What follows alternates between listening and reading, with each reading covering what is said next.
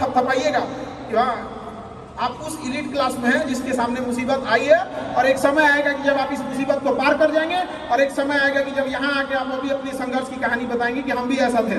और हम आप सबसे यही उम्मीद करते हैं कि भगवान से भी हाथ जोड़ के यही दुआ मांगते हैं कि जितने लोग हैं देश के, सबको एक दिन अपनी कहानी सुनानी पड़े, क्योंकि यह देश वीरों की धरती है, वीरांगनाओं की धरती है। यहाँ पर हर बच्चा यहाँ का फौलाद है अपने आप में यहाँ पर।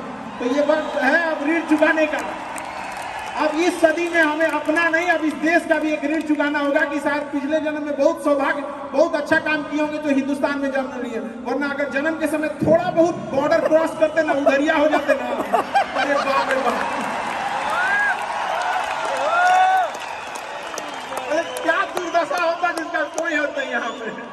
थोड़ा सा बस उधर खसक जाते तो। लेकिन ये हम लोग का सौभाग्य है।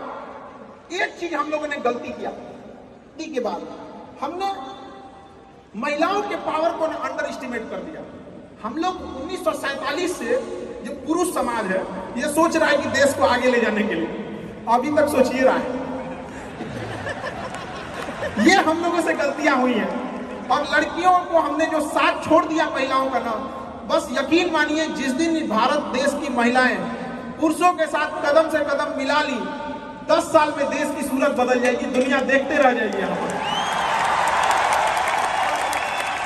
और जो महिलाएं, यही मौका है आपको साबित करके दिखाने का। आप किसी कोई कहे कि आप कम है तो थोड़ा सुन लीजिए, कहिए कि दिखाएंगे तुमको, हम करके दिखाएंगे, जुबान से नहीं, वो करके दिखाएंगे कि तुम्हें भी याद होगा।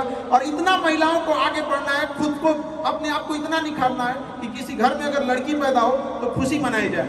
आज गांव के सेक्टर में क्या है कि थोड़ा सा लोग महिलाओं को अंडर एस्टिमेट कर देते हैं, ऐसा नहीं होना चाहिए।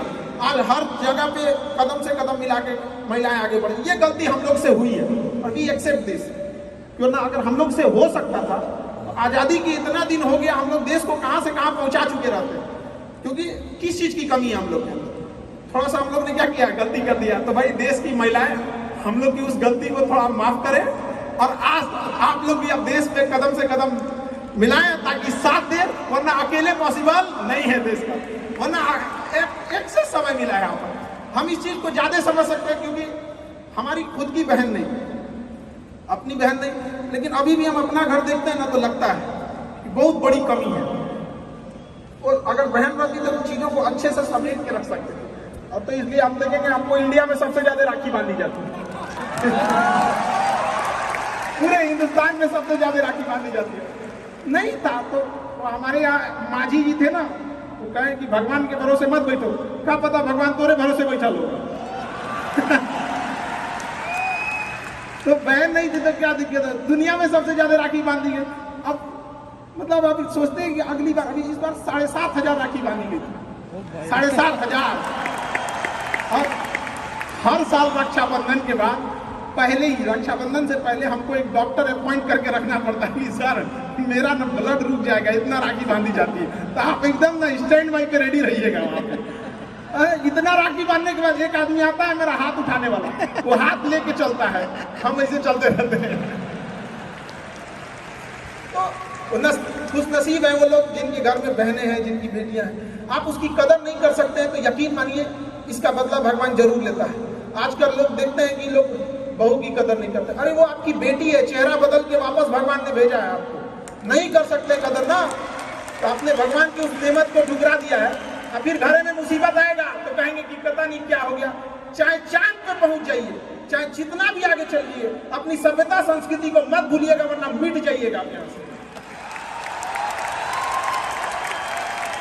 यूनान, मिस्र, रोमा सब लुट गए जहां से, लेकिन मगर बाकी नामो निशा हमारा। कुछ बात है कि हस्ती मिटती नहीं हमारी, सदियों रहा है दुश्मन दौरे जहां हमारा। भारत को मिटाने की कोशिश की गई, मिटा कभी नहीं। इसलिए याद रखिएगा, अपनी संस्कृति को नहीं भूलना है। और हमसे गौरवपूर्ण संस्कृति पूरे भारत, पूरे विश्व में किसकी है यहाँ पर। तो ये चीजों को थोड़ा सा आपको ध्यान में रखना है और आपस में मिलजुल के एक देश वाली भावना लेके चलना है कि हम सबको मिलकर अब देश को अपना उस पुराना जो गौरव मिला था उसको वापस लौटाना है। और आप लोग आगे बढ़ेंगे, युवाओं में है, अब जिधर युवा चलते हैं उधर ही सब कुछ चल देता है। आप तलवारों के साए पर इतिहास हमारा बनता है, जिस ओर जवानी चलती है उस ओर जमाना चलता है।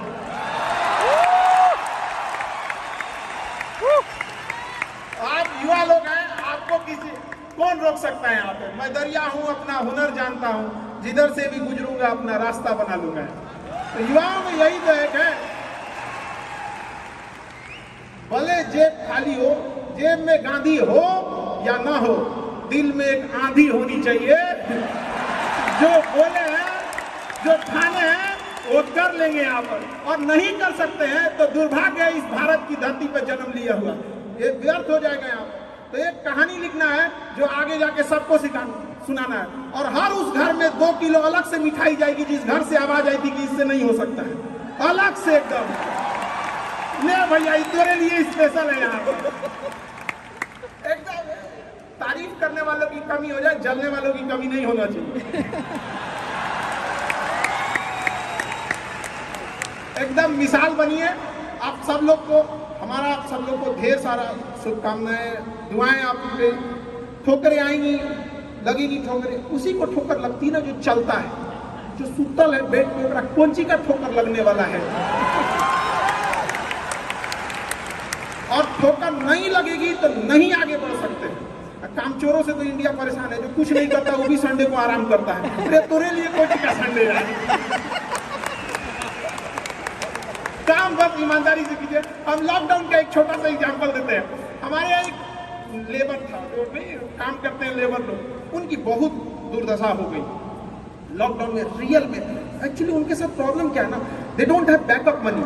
वो डेली कमाने वाले हैं, डेली खाने वाले हैं। उनका अगर 10 दिन का दिहाड़ी बंद हो गया ना तो उनके लिए बहुत दिक्कत आ जाती है। और लॉकडाउन में बेचारों के साथ क्या हो गया, अब इतनी पॉपुलेशन है, गवर्नमेंट भी कितना को देख सकती है, एक लिमिटेशन है वहाँ पर, तो उसके साथ बहुत दिक्कत आ गया। तो हमसे बेचारे, हम भी लॉकडाउन में खाली बैठे थे, तो हमसे बोले कि देखिए एक तो काम नहीं मिलता है, मिलता है तो हम लोग को महीना में 20 दिन मिलेगा, 22 दिन मिलेगा, तो हम लोग के पास बैकअप नहीं होता है। उसको हमने एक छोटा सा बात बोला कि भाई देखो, एक काम बस मेरा 1 महीना करके देखना, नहीं अच्छा लगे तो छोड़ देना। काम पे जाते कितने हो? तो बताया कि 8 बजे जाते हैं। अलग अलग शहर में वो काम करने वाले मजदूर जो आते हैं, मिस्त्री, उनका टाइमिंग अलग अलग हो सकता है। हमारे यहाँ 8 बजे आते हैं और फिर दोपहर में लंच करते हैं, शाम में 4-5 बजे 5 बजे चले जाते हैं। तो वे 8 बजे के काम में आप कितने बजे जाते हो?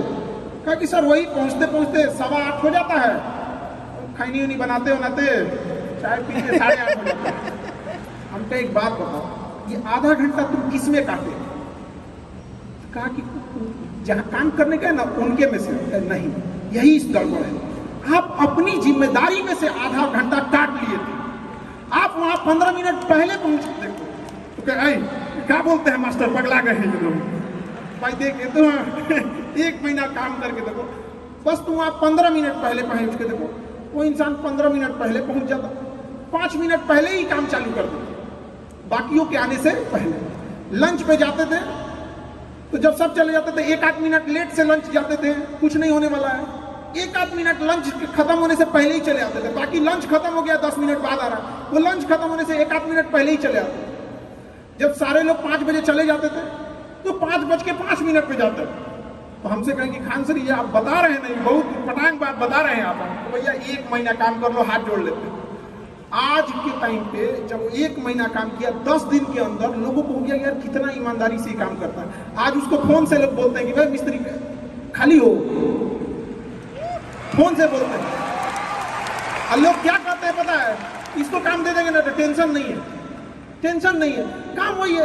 आप दुनिया में कुछ भी कीजिए, बस अब क्या कीजिए, ईमानदारी से। और आपके यहाँ जो काम करने आ रहा है ना, प्लीज उसका भी आप लोग, मतलब जो भी आप लोग एंटरप्रेन्योर है तो आपके अंदर में भी लोग काम करेंगे, उसका भी ध्यान रखिएगा एक परिवार की तरह। ये नहीं कि उसका भी रोक रख के सैलरी रख ले 2 महीना 3 महीने का, और उसके बाद कहेंगे कि चौपट क्या हो रहा है। ऊपर वाले की लाठी में आवाज नहीं होता, इस चीज को हमेशा याद रखिएगा। देखिए जैसे बड़ी कंपनी, याद रखिएगा, बड़ी कंपनी कस्टमर तक डायरेक्ट नहीं पहुंचती है, बीच में एक डिस्ट्रीब्यूटर रखती है, डायरेक्ट कस्टमर को सामान नहीं बेचती है। अगर किसी बिस्किट कंपनी को तो सोचिएगा बिस्किट डायरेक्ट नहीं देगी, बीच में क्या रखती है, डिस्ट्रीब्यूटर रखती है। उसी तरह ऊपर वाला भी ना सबको हाथ में डायरेक्ट पैसा नहीं देता है, बीच में एक डिस्ट्रीब्यूटर रखता है। हो सकता है आप एंटरप्रेन्योर वही डिस्ट्रीब्यूटर है, आपके माध्यम से गरीबों का चूल्हा जलता है। मत मारिएगा, आप प्लीज उन गरीबों का हाथ मत मारिएगा। नहीं तो बड़ी कंपनी को दिख जाता है कि ये डिस्ट्रीब्यूटर ठीक नहीं है, तो डिस्ट्रीब्यूटर को चेंज कर देता है। अगर गरीबों का हक मारेंगे और ऊपर वाले को नजर पड़ गया कि ये डिस्ट्रीब्यूटर ठीक नहीं है तो साइड कर देगा, और फिर कहेंगे कि अब हमारा बिजनेस चौपट